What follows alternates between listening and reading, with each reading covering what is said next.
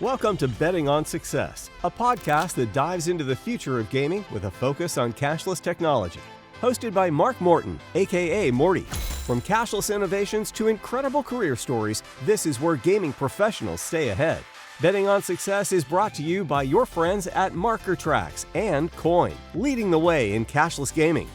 I'm super excited today. One of the great things about what I do is the opportunity to spend some time with great leaders in our business, and I'm very proud to have with me today on our show one of what I feel is one of the best leaders that we have in our industry, and Justin. Justin, thank you so much for being here today. I really appreciate all your time. Well, thank you for the outstanding intro, and it's a pleasure to be here. It's exciting to be here in your new studio, and really looking forward to the conversation. Yeah, it's kind of palatial, I think. It looks good, right? Yeah, it proud looks of great. it. Proud of it. Proud of it. Hey, so I will tell you that today I wore, in your honor, and I see on your cup across the room here, you're a huge San Francisco 49er fan. I am. I have been since I was a little kid, and I was thrilled to see you walk in with that shirt. I did. Last time I wore this, we didn't have that great of an event. The last time I wore this was the Super Bowl of last year. Wow. And the outcome isn't quite what I got and wanted out of that wearing that day. But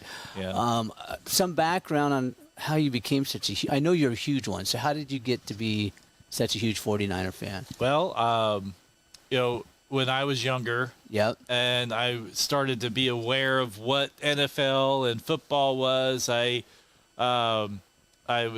came time where I was going to pick my team, and my stepfather at the time, he told me, well, we live in California. I was in Palm Springs. If you live in California, it's got to be a California team. And because he's a Raiders fan and everything I did at that age was to rebel, I went with the Niners. Took him off a little bit. Now, at that time, it was like 86, 87. Yep.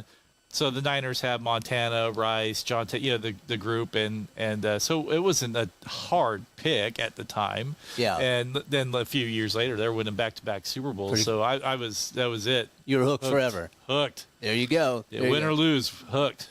So growing up, not in Nevada, right? You were raised actually in St. George? So I was born in St. George. My family moved us out of there when I was about 8 and grew up in Palm Springs. Went to Palm Springs High for a couple of years. And then I had actually moved myself out of the house to go live with Grandma in St. George and finish high school in St. George just because I wasn't a fan of the crime and the things I was witnessing as a child, 16-year-old kid in Palm Springs. So, I made the call myself and left my mom and stepdad and went and lived with Grandma. Despite all the success you've had in gaming, that wasn't on the career path when you first started, correct? Correct. No, my career path was always, in my mind, was going to lead me to radio and be a radio DJ. And that was my dream and the inspiration. And I actually got there right after high school, but I found I didn't like it. And then also the DJs there were telling me, kid, there's no money in this. Get out of here. So I found other paths. So you moved to Mesquite? So, no, I actually lived in St. George. My first job was as a dishwasher at a Mexican restaurant, and then eventually worked my way up to being a food server with that restaurant. Worked for them for 6 years. And, in Utah, southern Utah, the food servers are only making like $2 an hour. They don't have to pay you the minimum wage. And a friend of mine said, hey, if you went down to Mesquite and worked as a food server, you make a lot better money. They'll pay you minimum wage, and then you'll get your tips, and it's a lot busier environment. And so I did. So I drove from St. George to Mesquite every day to work as a young man. At this point, it's after high school, and that was my first taste of gaming. I was working at the Mesquite Star Casino. It's not even open anymore. It's actually a closed facility now. But that was my first stop. And how did you get to Las Vegas? My parents lived in Las Vegas at that time, and they had told me, look, you just move down here. And I assumed that the pay would be better, or at least the tips would be better. You go get a job on the strip, make crazy money as a food server, live the dream in my early 20s. Let's, easy decision. Live in Vegas as a 21-year-old or whatever. Yeah, so exactly. Nothing could be funner. That's right. So I put my notice in, and my last day in St. George was 9/11. I get to Vegas. No one's hiring. They're only laying off people, and worked in a craft store for 3 months, and then finally was able to land a job at Joker's Wild Casino for Boyd Gaming. Yep, very familiar. Yeah, worked for them for 1 year. Finally applied for stations.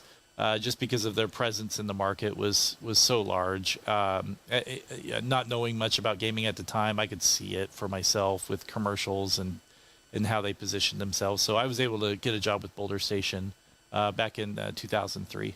So you are a true American success story, without a doubt, right? You start as a food server. You're now CEO of Mesquite Gaming. I mean, what hurdles did you have to overcome? I know you have many of them, right? Many, yes. Yeah, several hurdles. The first hurdle was the fact that I never went to college, and so I don't have a degree. And many folks out of college going into the gaming industry, that they slide right into director level, management level positions, sometimes GM or higher. And so there's that. But to get to where I am today, it really took a lot of lessons and goal setting, mentors, really to lead me to this path. So you have married, obviously. Yes. Yep, married. We have 3 kids, 24, 20, soon to be 22, and then 13. Okay. Yeah. And you also have a little grandbaby as well? Yep, the middle kid just had just had a son, making me a grandfather. Very young age to be a grandpa, but that's okay. Yeah. We're embracing this. It's no sign of age. It's just our family situation. Yeah. So I'm enjoying it. Beautiful baby boy. He's now 3 months old. And everybody says, and I'm hopeful in the next year or two I'm going to experience the same thing you did. My daughter just recently got married, and they're anxious to have kids. Is it the greatest experience? Everybody says that when the grandbaby comes, there's nothing better. No, it really is. Yeah, it's a beautiful thing, because it's finally a chance for your child to realize how hard parenthood is. No, but loving and embracing the child. I told you so, right? Yeah, that's right. Yeah. Now it's your turn, buddy. Yeah. Go to work. No, it's fabulous because it really just brings the whole family together. Yeah. So I know you've had many influences, and you talked about mentorship and mentors that you've had. We're going to dive in from a professional standpoint in a minute, but from a personal standpoint, somebody within your family, friend, anybody that really inspired you as you were growing up and starting your career? Yeah, absolutely. So my stepfather, who I rebelled against at a younger age, obviously we all grow up at some point. I was always admired with him because he was a construction worker, hanging drywall. One day, this guy drops a piece of drywall on his shoulder, rips his shoulder apart. He's told, you can no longer do that. He says, okay, no problem. I'll just go to DeVry and I'll get a degree in computer software. And this guy opens up his own business. Abused Computer Service is what he called it. Yeah. Funny guy. And he would go around, and before everyone had personal computers in their home, he would go around and fix their computers and work on software, and then eventually got into selling computers before a lot of people did. And so, it seemed like he could do anything. He could, one day he just woke up, decided, I'm going to make furniture. Went out and bought all this wood equipment, and he started making furniture. So I just always was he just could do anything he wanted. Yeah. And I was always amazed by that. And no matter how our family how bleak our situation was, because we were pretty poor growing up, he made it work. Yeah. And he always found a way. And so I've always had that attitude that no matter what the situation is, there's always a way to find success. It doesn't matter. You just got to figure it out. Yeah. It's funny because growing up, not a very, influential family or wealthy family. And my dad was exactly the same way. And that's what drove me into what I do today and how I look at life. There's nothing you can't overcome if you work hard at it. And that's inspirational. So that was one of the person that influenced you most from a personal level. From a professional level, who is that individual? That's a really hard question because I have been so lucky to work with legendary Hall of Fame, GOAT level executives in this industry. Dan Roy, Glenn Bayshore, Charlie Skinner. Like, there's just a long list, right? I will say, though, there's two. I wouldn't be where I'm at today if I hadn't gone to Brian Lindsay, who used to be an executive with Station Casinos. He wasn't my GM at the time, but I went to him for advice. And I was getting passed up for promotions. At this point, I'm an F&B assistant director, and I wanted that director level job, and I was getting passed up, and I went to him because I felt like he'd always given me great advice, and he's the one that said, Justin, if you want to get promoted, get out of food and beverage, go to slots. If you go learn how to be a slot director, they'll make you a GM. And well, I just want to be a slot director. I don't know about this GM stuff. But he helped me get into a slot development training program with Station Casinos, and that really launched my career. And if I had not gone to slots, I would not be here with you today having this interview. But the most influential person I worked with that mentored me is for sure Carol Thompson. So I had an opportunity to work with her at Green Valley Ranch. I was the assistant GM there when she got there. And I learned valuable executive level lessons, leadership lessons, and then also family lessons. Like she really taught me how to become a better father, household leader. Yeah. While holding down an executive level role. And look, if you don't have a happy home life, it makes it very difficult to be successful in your career. And so I don't know what better lesson you could learn from someone than that. And without her, I certainly wouldn't be here either. So she was exactly everything I needed in my life at that time. And I have a lifelong loving friend from that experience. Blessed as well, right? I mean, having the opportunity to work with Kat, everybody calls her Kat, right? Yes. Every day you do see with her how she's able to marry both sides of the equation in what's a very difficult career to do that in. I mean, gaming is difficult. I mean, there's a lot of, asks on your time. I mean, when you're on the operator's side, I mean, I remember growing up, my mom and dad both in the gaming industry, they get me home on Christmas Eve at 5 or 6 o'clock at night. They worked all the holidays and all that stuff. So it's very hard to manage that. She's phenomenal from that standpoint. She really is. Yeah. Yeah. And I'm grateful for that time with her. Yeah, me as well. Okay, so you go to stations. Yes. You rise up from food server at Joker's Wild, you get to stations, you get into slots, and then your career starts to accelerate very quickly. Yeah, and for some reason, sometimes you get that job and you're just like, this ain't work. Yeah. This is fun, right? Slots for me is like a hobby. I just love it. I just gravitated to it so quickly, understood it, and for whatever reason, I can't even explain it. I would look at a slot floor and see it completely different, from a different lens than maybe other people.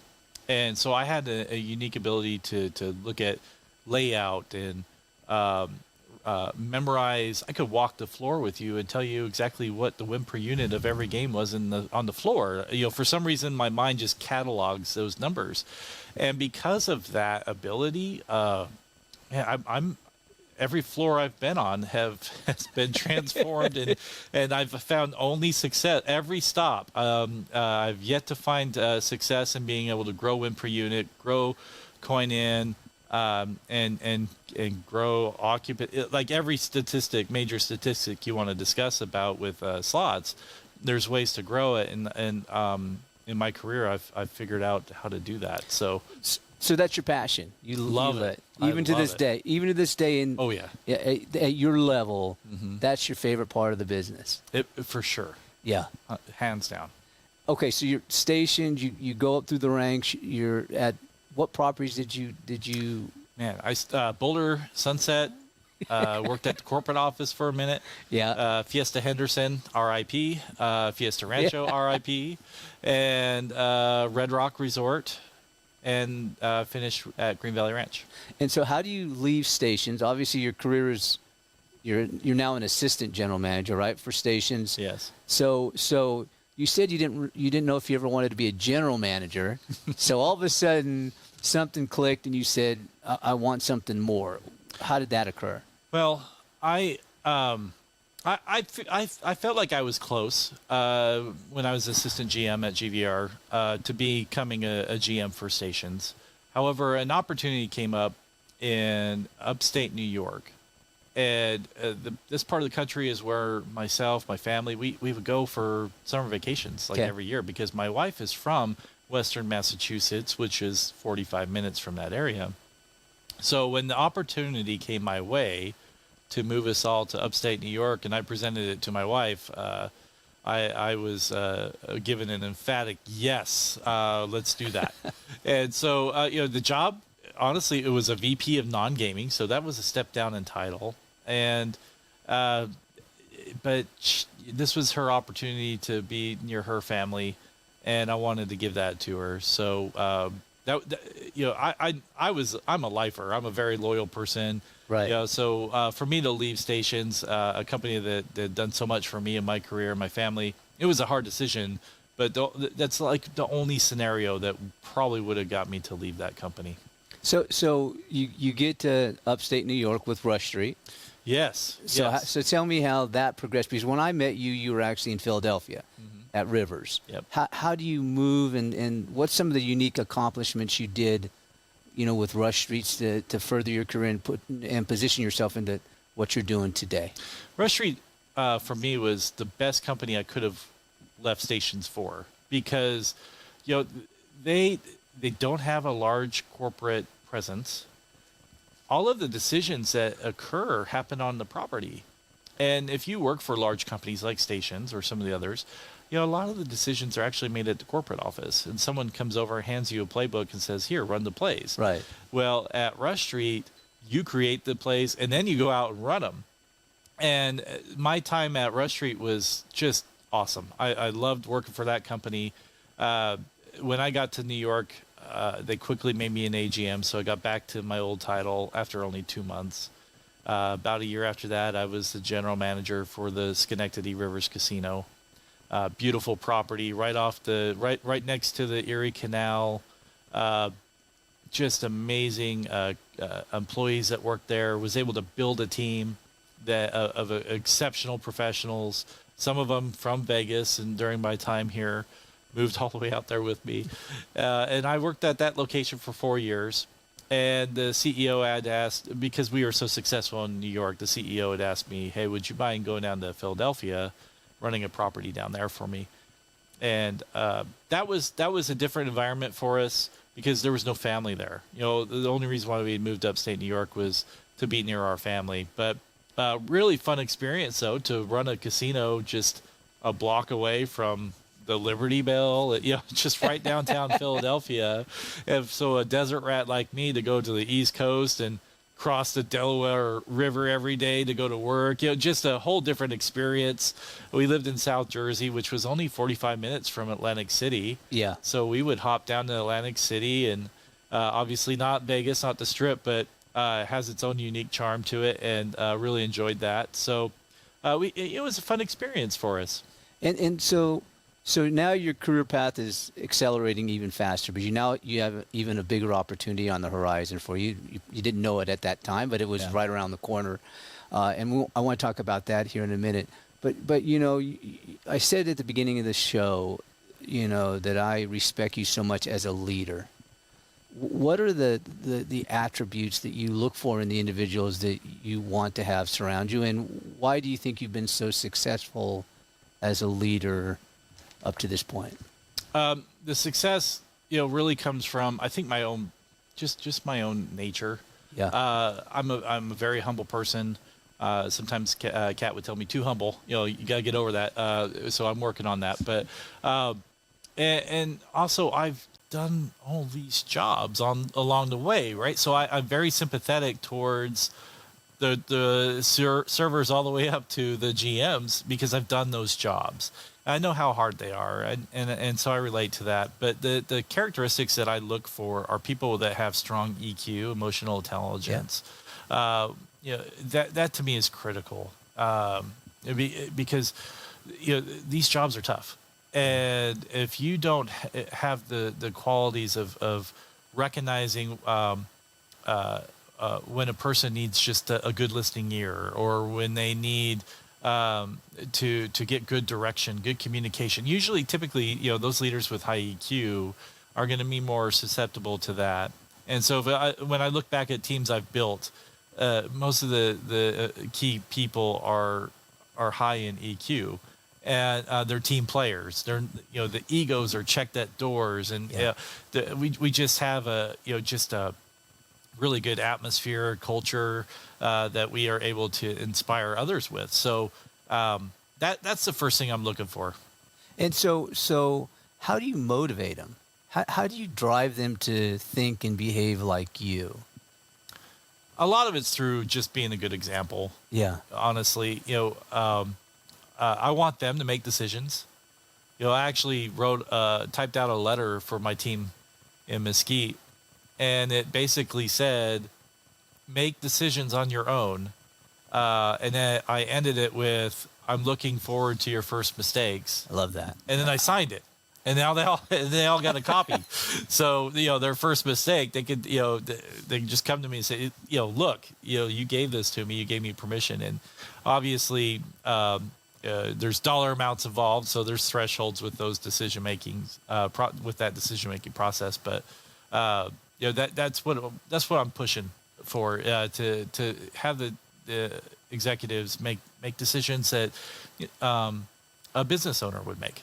Just really own your business. And so through example, through my own hard work, through meeting with folks, one-on-ones, giving them direction, giving them guidance, that's really how I'm inspiring them. Because if I have a bunch of people that are out there goal setting, working their way through their career paths on a similar path that I took, that means success is happening, right? Yeah, it's funny because the things I hear talking to Justin today is sounds like you invest in your people a great deal, right? Mm-hmm. You want to give them the opportunity to own, their job and what they're accomplishing for the business, because without that, I'm sure as a great leader, you've found that it's hard to do it on your own, right? Without a great team, you got no shot. That's right. And the things I had in my career, I want others to have.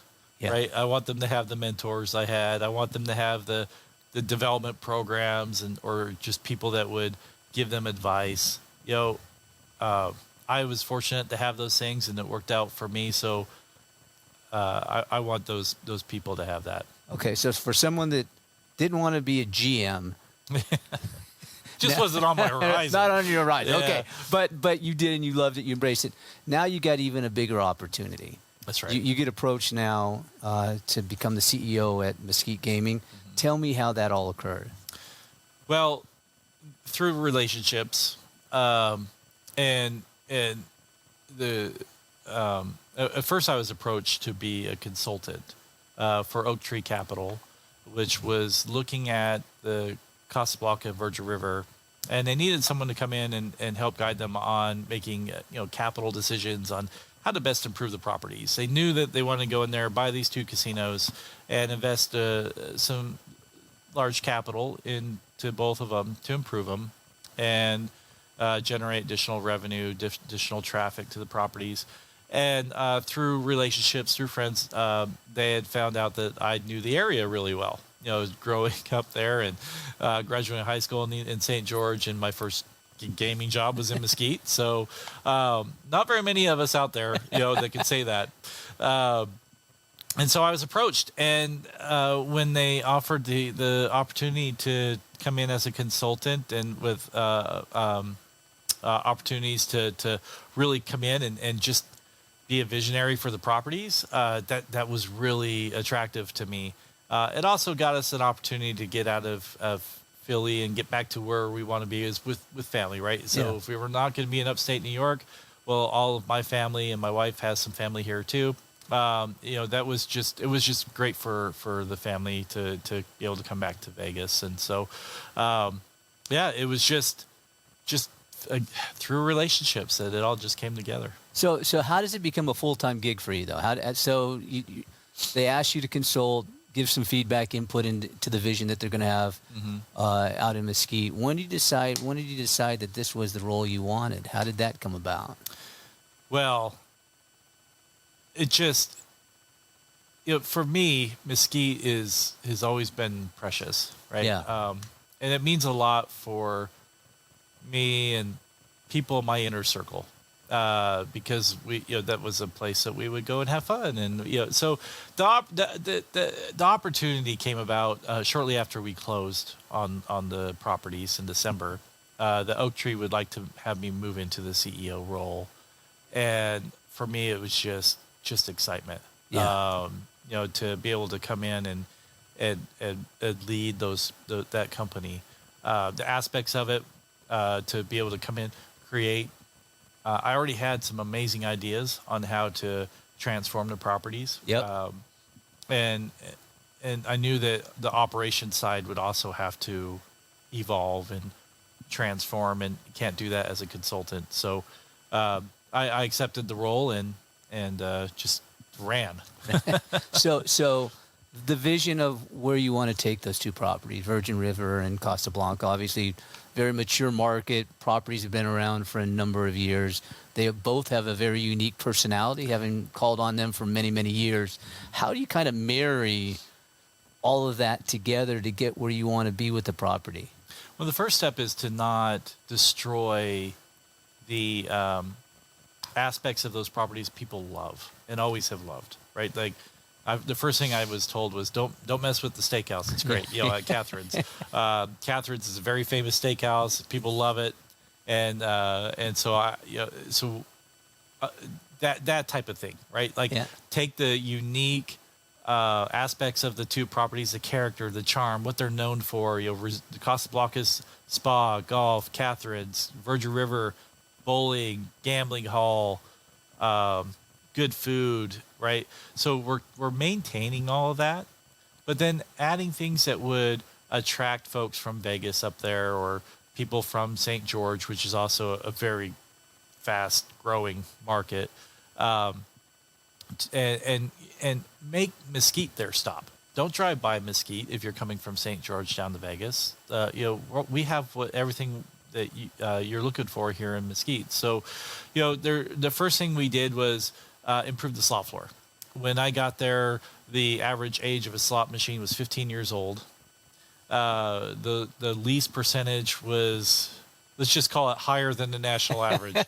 And we targeted those floors, spent about $6 million in capital right away, and completely transformed the type of product that we offer there. Right now, we are knee deep in the middle of a casino remodel at the Costa Blanca. It's going to add 200 units to that floor. We're also in, a week, we're going to be opening a brand new bar, brand new showroom that's been under construction all summer. And then Catherine's is getting a brand new lounge area. We're not messing with the restaurant. Yeah, not the food, right? That's right. Yeah. Just enhancing the experience and putting in a nice lounge. Because in Mesquite, if you want to just go out and have a nice cocktail or some small bites, and there's really not a place for that. So Catherine's is now going to offer that. And so next step, after you attacking the casino floor, what's next at the property? So what's next is a whole laundry list of projects that I'm currently working on. Haven't announced those yet, but I can tell you that in the next few months, I'm sure you'll be seeing some press releases come out about all the exciting things that are happening up there. The other thing we're currently working on is a brand new sportsbook, state-of-the-art sportsbook. That's going in at the Virgin River Casino, and that is slated to open on New Year's Eve, of all days. We're hoping to get that open just maybe a few days before that, but it'll be the nicest sportsbook in Mesquite when it opens. And up to this point, you've been there now how long? In this capacity, 10 months. 10 months. Proudest accomplishment up to this point? Man, that's a tough one. Yeah. This is by far the most I've accomplished in 10 months. I'll tell you that. But the most proud, I would say, is building the team. Yeah. I just had a phenomenal meeting last week with key executives, and typically I'll update the group where we're at building the team. And all I had left was find a steakhouse manager and find a casino host. Everything else was complete. And right before that meeting happened, we hired those two folks. So like I had no holes in the org chart, and the team I've built, they're phenomenal people. It's a combination of folks that were there already that are amazing people, with folks that I've worked with in Vegas. There's even folks I worked with in Philadelphia that are on the team now in Mesquite. So to see the group of individuals come together that most of them never worked with each other before, to form a solid team, it's really exciting. So one of the things I've always thought about you is you're super innovative and progressive. You've always, my exposures, you've looked at future technological enhancements, opportunities.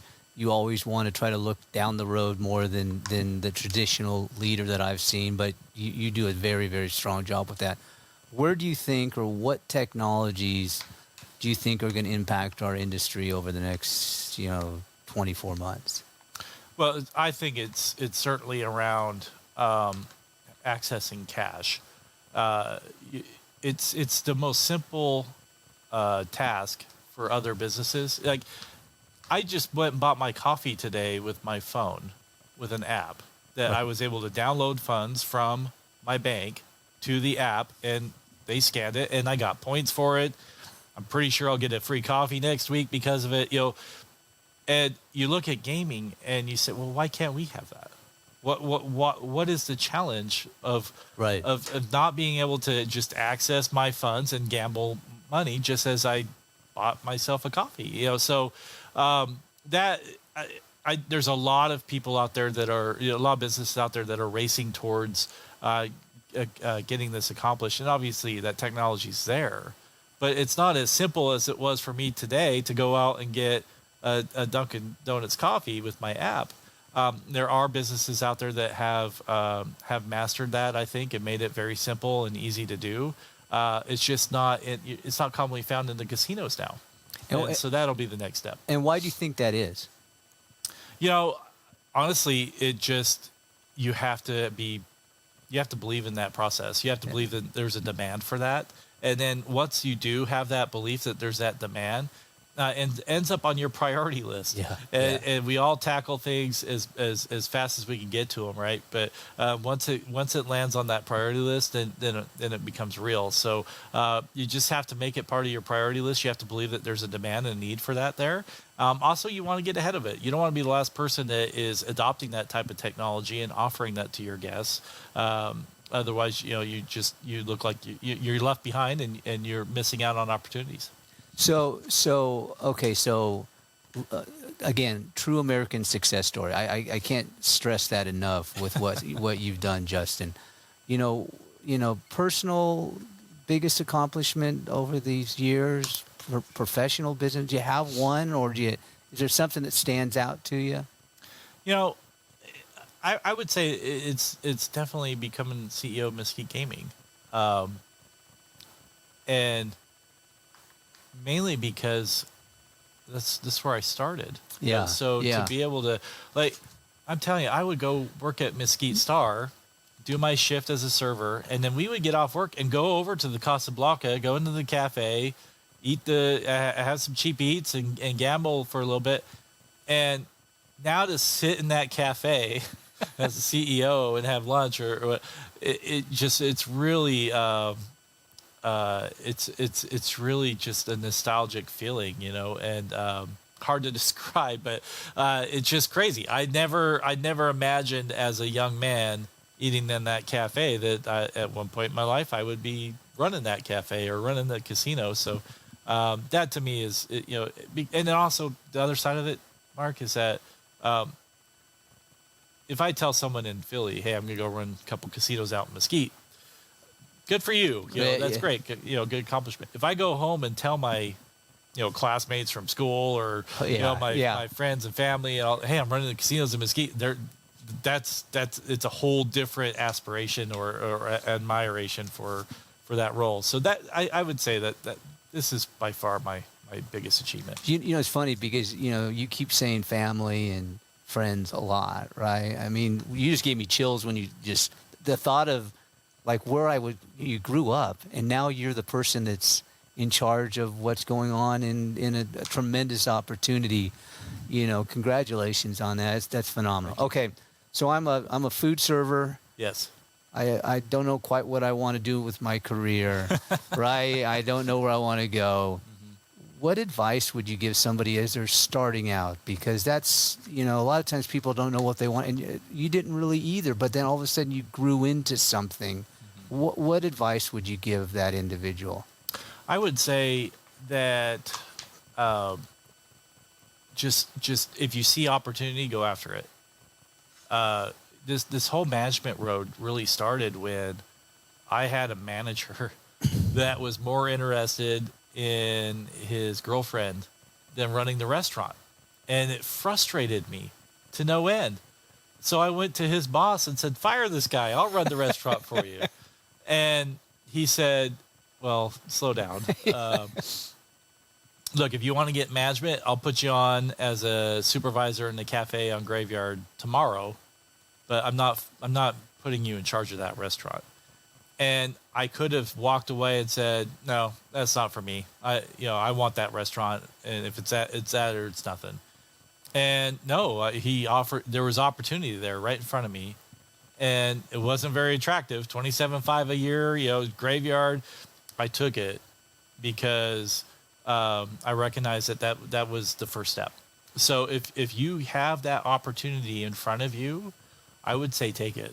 Go for it. It might, even if it's not what you expected or if it's not the most attractive or appealing role, but it leads you to your ultimate goals, take the opportunity when it's in front of you.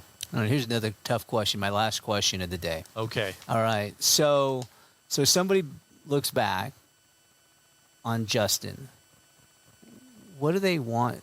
What do you want them to remember you? What do you want your legacy to be, and how they felt about you as a man?